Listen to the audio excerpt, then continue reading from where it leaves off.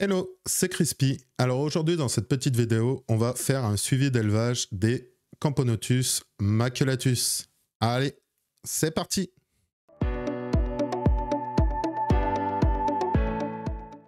Alors tout d'abord, parlons un peu de ces Camponotus. Donc c'est une fourmi qui vient d'Afrique, qui vient vraiment du sud de l'Afrique, au niveau sud-Afrique vraiment, et qui est d'une couleur un peu jaune. Donc la reine, elle, en elle-même, a beaucoup plus de noir.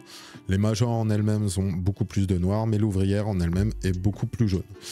Alors, pour ma colonie même, comme je vais le rappeler après dans la vidéo, hein, je vous le rappellerai toujours, donc c'est une colonie que j'ai depuis novembre 2022, donc qui va fêter ses 2 ans chez moi.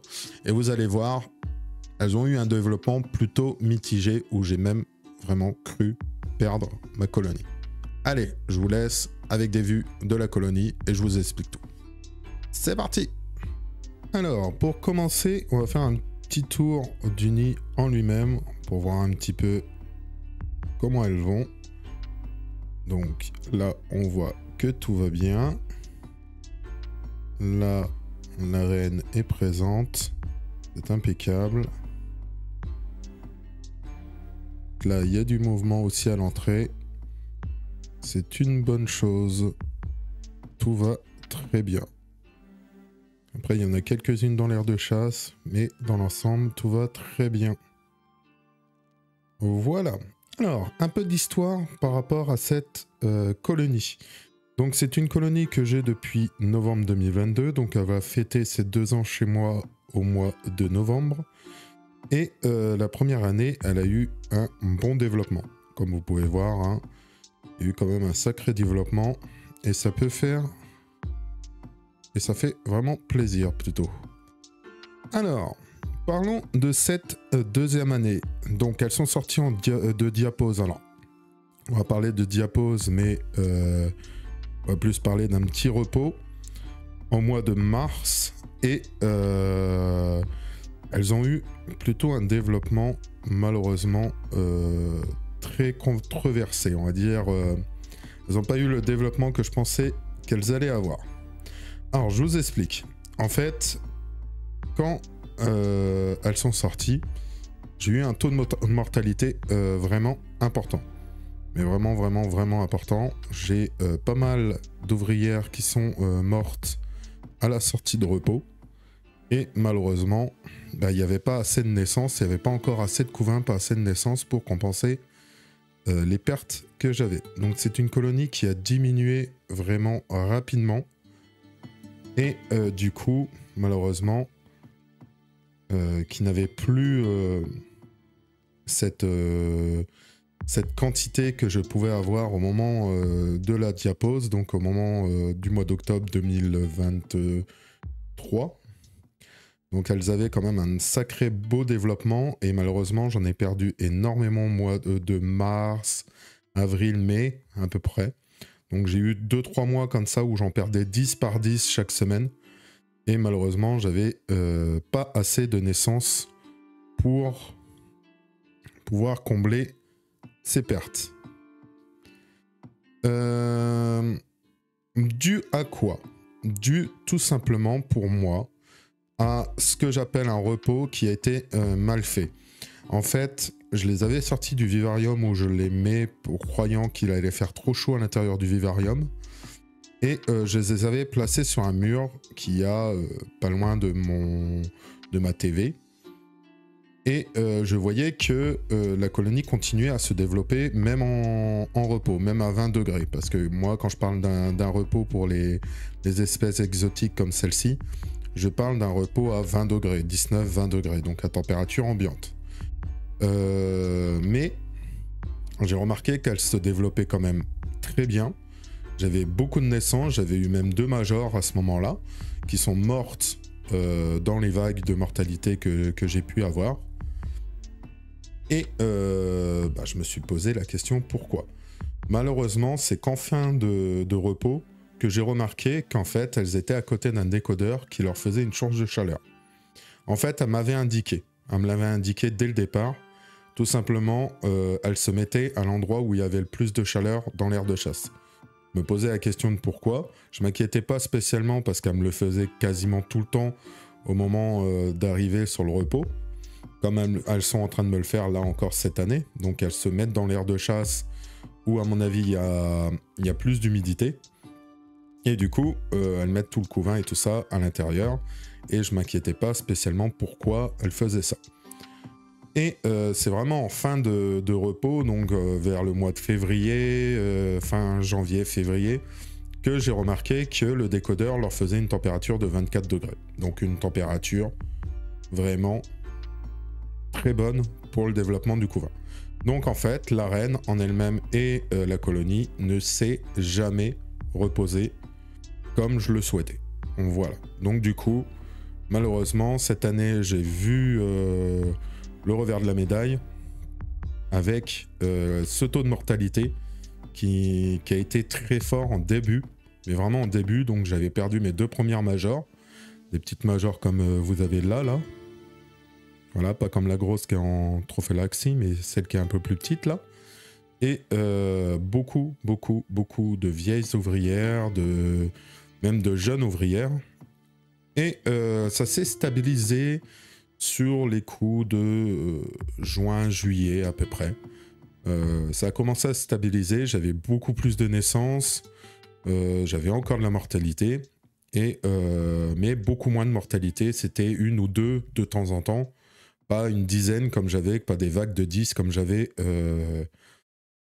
en début donc, de saison. Et là, donc, en fin de saison, vraiment en fin de saison, comme vous pouvez le remarquer, j'ai un très beau couvain. Alors, ça m'embête même de les mettre en repos. Ça m'embête parce que, sincèrement, là, le développement se refaisait. Mais, en fait, du coup, je me dis que je risque d'avoir ce taux de mortalité encore élevé au mois de mars. Donc, du coup, je préfère leur faire un repos. Leur laisser le temps d'éclore les derniers cocons qu'il y a là. Là, vous en avez un qui est prêt à bien éclore, là, juste là. Donc, et vous en avez même plusieurs, là, qui sont prêts à éclore. Comme on voit, hein, ils sont bien fripés. Donc ça, c'est des cocons qui vont éclore, qui vont s'ouvrir dans les 2 jours qui arrivent, là. Et j'ai remarqué aussi qu'il y avait de la belle ponte. Mais bon, ça, c'est pas trop grave. Il va peut-être pas se développer à la vitesse qu'il devait avoir. Il y a des nouveaux cocons là. Vraiment des nouveaux cocons. Il y a encore de la ponte là. Il y a vraiment un beau développement. Vraiment un beau développement. Madame la reine qui se porte très bien quand même. Et bon, c'est un peu embêtant du fait que je veux faire ce repos. Mais je me dis que à 20 degrés, les cocons peuvent continuer à se développer. Donc ils vont peut-être se développer. Elles vont pas avoir une activité comme elles avaient là pendant l'été. Mais au moins, elles auront un bon repos. Et là, je ferai attention aux températures environnantes qu'elles ont. Alors, aussi, comme vous pouvez le remarquer, j'ai eu l'arrivée des tout premiers vraiment gros majors. Comme vous avez là, vous en avez 2. Et franchement, magnifique. Vraiment magnifique. Je vais essayer de vous faire un plan sur un sans que ça brouille de trop. Voilà. Vraiment magnifique. Les petits majors. Voilà. Là, c'est vraiment la taille du major comme on le prétend. Vous en avez un deuxième là. Et vous avez des plus petits majors. Donc j'en ai vu un aussi par là. Non, là, c'est un gros. Là, voilà. Vous en avez des plus petits. Là, vous avez une belle vue sur le couvain.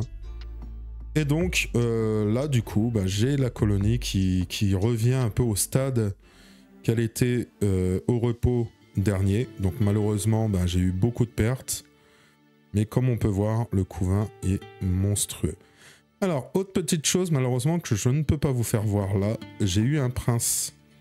J'ai aussi eu un prince, mais il s'est fait... Enfin, il a été tué directement dans la nuit où il est né. Je n'ai même pas eu le temps de vous faire des plans. Je l'avais remarqué en live et j'ai même pas eu le temps de vous faire des plans de ce prince, de ce petit prince, de ce sexué mâle. Malheureusement, c'est comme ça. Belle trophalaxie entre une ouvrière et une major. Magnifique. Voilà un peu pour cette colonie que j'espère l'année prochaine va avoir son développement qu'elle devait avoir. Là, vous avez un très beau cocon. Ça peut donner un major ou peut-être même un sexué, hein, on verra bien. Mais là, vous avez une colonie qui a les gastres bien remplis, chose que j'avais pas vue au moment du taux de mortalité. Hein. Et du coup, une colonie qui repart vraiment, vraiment de plus belle. Et ça me fait plaisir. Voilà, je vais vous faire un dernier petit plan donc sur ce très beau major. Là, qui se porte au jeu. Et sur la reine qui est là-bas. Alors ma reine qui a cette petite particularité de lui manquer la patte gauche avant. Donc elle s'est totalement arrachée. Il n'y a plus rien de cette patte. Donc ça devait la gêner. Et elle va très bien pour autant. Voilà. Une belle petite vue. La reine qui est juste là. Encore un peu de couvain à cet endroit-là. Là, c'est plus des larves. Et un jeune cocon. Vous pouvez voir, il est tout blanc. Mais magnifique. Franchement, cette colonie, j'ai cru la perdre. Et je pense que j'ai échappé au pire. Voilà, vous avez un autre petit major là. Un autre petit major là. Et ces beaux cocons. Voilà. Qui vont certainement naître avant le repos. On verra ça. Donc ça fera un peu plus d'ouvrières encore. Voilà pour cette colonie de Camponotus maculatus qui finalement se développe très bien là en fin de saison. Voilà, voilà. Alors, pour conclure sur cette colonie, donc comme vous avez pu voir, elle n'a pas eu le développement cette année qu'elle aurait dû avoir. J'ai même cru vraiment que j'allais perdre la colonie en elle-même, que j'allais me retrouver avec une dizaine d'ouvrières et malheureusement qu'elle aurait eu du mal à repartir. Ça a fait tout le contraire. Vraiment, bon, j'ai eu beaucoup de pertes au début et là, elle repart de plus belle. Bon, comme je vous ai dit, ça va pas m'empêcher de leur faire un repos quand même parce que elles en ont besoin. Elles ont quand même, la reine a quand même travaillé du mois de mars à là au mois d'octobre, donc elle a besoin de repos. Voilà. Donc elles vont partir en repos quand même. Donc je vais faire un petit repos à température ambiante, ce que je vous ai signalé dans la vidéo en elle-même. Donc aux alentours de 19, 20 degrés. Voire même, enfin peut-être même en dessous de 19, parce que des moments chez moi, ça varie beaucoup entre 17 et 21 à peu près. Mais je vais essayer de ne pas refaire la même erreur que j'ai fait l'année dernière, de les laisser à côté d'un décodeur qui leur fait une température de 24, vraiment dans une belle zone de l'air de chasse. J'aurais dû m'en rendre compte, je m'en suis pas rendu compte sur le coup, mais je ne referai pas l'erreur. Donc là, pour la colonie, elle va partir en repos avec... la quantité d'ouvrières qu'elles ont là, hein. Elles ont dû rattraper un peu le nombre d'ouvrières qu'elles avaient l'année dernière au moment que j'ai voulu les mettre en repos, où elles sont même un peu plus. Bon, on verra bien. Là, il y a quelques majors. La colonie est bien nourrie. Je continuerai à la nourrir malgré le repos pour que, vu qu'elles vont être toujours un peu en activité, elles aient quand même un peu de nourriture quand même, contrairement à d'autres qui ne vont pas être du tout nourries pendant la diapause. Mais elles seront toujours nourries. Et on verra l'évolution tout de même parce que je continuerai à faire des vidéos sur cette colonie, malgré qu'elle soit en repos. Sinon, parlons de toute autre chose. Actuellement, donc sur la chaîne, donc je conclus pour les maculatus là.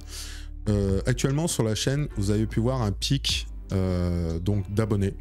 Donc on est monté de 230 abonnés, je crois, ou 220, 225, 230 abonnés à peu près, à actuellement 270, 271 abonnés. Ceci est dû à une petite vidéo que Messorroom a fait donc à mon sujet, donc d'un concours qu'il a réalisé et qu'il a parlé de moi, donc où une des parts pour participer à son concours était de venir chez moi, de mettre un petit mot et en second plan, si les gens voulaient s'abonner, ils pouvaient s'abonner. Donc la majorité des personnes ont fait et je leur remercie. Donc actuellement on est 270 et j'ai eu une grande augmentation donc, du nombre d'abonnements. Merci à lui, merci beaucoup. Je le remercie par rapport à ça. Ça a été super gentil. Je propose donc moi aussi à mes abonnés qui ne le connaîtraient pas d'aller s'abonner à sa chaîne aussi. Il fait de belles choses. Il a beaucoup d'espèces de Messor. Autres aussi, hein, d'autres espèces aussi. Donc n'hésitez pas à aller lui faire un petit coucou. Je mettrai le lien dans la bio. Et du coup, je vous avais promis... Alors, normalement, c'était à 300 abonnés que je le faisais. Mais j'avais revu à la baisse un peu le nombre d'abonnés pour faire ce concours. Et je l'avais proposé à 250. Donc du coup... c'est chose faite, il y aura un concours pour les 250 abonnés. Donc d'ici là, peut-être quand je ferai le concours, j'aurai beaucoup plus de personnes. Il y en aura déjà 20 de plus, hein. Mais, ou même plus, je crois qu'on est même à 280. Je me perds dans le nombre d'abonnements, tellement que ça a augmenté, je me perds dans le nombre d'abonnements, donc j'en suis pas sûr. Je crois que c'est 270, mais je suis vraiment pas sûr. Mais il y aura bien et bien ce petit concours où je vous ferai gagner beaucoup d'espèces, donc il y aura énormément de gagnants, mais vraiment énormément de gagnants. Les espèces, je les ai déjà chez moi. Alors, ne vous attendez pas à des espèces masterclass. Ça reste des espèces banales pour un premier concours. Peut-être que par la suite, je ferai avec des espèces un peu plus importantes. On verra après par la suite. Mais là où il y aura bel et bien ce concours. Je ne le lance pas pour l'instant, comme vous pouvez le savoir, on arrive sur le moment de la diapause, donc j'ai pas spécialement envie d'envoyer des fourmis à la température qu'il fait en ce moment. On commence à atteindre des températures un peu froides, hein, pendant surtout la nuit. Donc j'ai pas envie d'envoyer des fourmis pour l'instant. Donc le concours, je le reporte au mois de mars. Donc au moment où les températures vont remonter, on va avoir de plus belles températures. Et à partir de ce moment-là, je referai le concours. Donc il commencera certainement début février et je le finirai fin mars à peu près. Voilà, que les températures soient bien remontées. Vous aurez 2 mois vraiment pour le concours, 2 mois pour participer. J'espère que vous serez nombreux à participer à ce petit concours. Je vous ferai une vidéo de la présentation de toutes les espèces que je vous fais gagner, enfin de toutes les fondations, colonies que je vous fais gagner. Il y a 3 grosses colonies, je peux vous le dire déjà, et il y a une petite une petite dizaine de fondations. Donc ça sera un gros concours quand même. Maintenant, bon, on verra ce que ça donne. Et le prochain... je vous annonce déjà, le prochain concours sera aux 500 abonnés, donc vraiment la barre des 500 abonnés. Où là, par contre, je ferai peut-être avec une ou plusieurs espèces un peu plus importantes. Voilà pour cette petite parenthèse. Donc merci à toi, Messeroom, merci pour la petite force que tu m'as donnée. Merci pour ce petit nombre d'abonnements qui est bien monté. Enfin, ce petit nombre d'abonnements qui est bien monté. Je suis plus près des 300 maintenant que des 200. Donc c'est très bien. Vraiment très bien. Je vous rappelle aussi que actuellement, pratiquement tous les 2 soirs à peu près, hein, donc là par exemple, à l'heure que la vidéo va sortir, il y en a un donc ce soir de live. Je fais des petits lives sur TikTok. Donc je ferai vraiment des petits lives sur TikTok où actuellement on fait un petit championnat. Vous pouvez voir les rediffs là sur YouTube où je fais un petit championnat. Donc si vous voulez participer, n'hésitez pas à vous abonner à mon TikTok. Vous aviez le lien dans au niveau de ma bio, vraiment dans tout le YouTube en lui-même, vous avez mon lien pour pouvoir accéder. Donc n'hésitez pas à venir mettre vos petits votes pour faire monter l'espèce que vous préférez dans mon élevage. Et ça vous permet à vous aussi de voir toutes mes espèces dans mes lives. Donc il n'y aura pas que des lives comme ça sur TikTok, il y aura aussi des lives où on voit mes fourmis, où je les nourris en même temps. Donc il y a vraiment différents petits lives, différents petits concepts que je vais mettre en place l'année prochaine, que je continue à mettre, à faire là aussi. Donc le championnat se finit là à la fin du mois. Et on va le redébuter au mois de mars. Et vraiment, si vous voulez passer, n'hésitez pas, hop, sur TikTok. Et ce soir, il y en a un à 21 h. Voilà. Quoi vous dire? Autre petite chose aussi, vous savez qu'avec mon code CrispyMarmex10, vous avez 10% sur votre panier chez Aesthetic Hunt. Donc, Vous faites votre petit panier, vous marquez à la fin, avant le paiement, Crispy Marmex 10. Vous avez vos 10% sur votre panier. N'hésitez surtout pas, ça fait toujours un bon petit truc. Voilà. Sur ce, il me reste plus qu'à vous souhaiter une bonne soirée, à vous dire à dimanche prochain pour une nouvelle vidéo fourmi. Ciao tout le monde!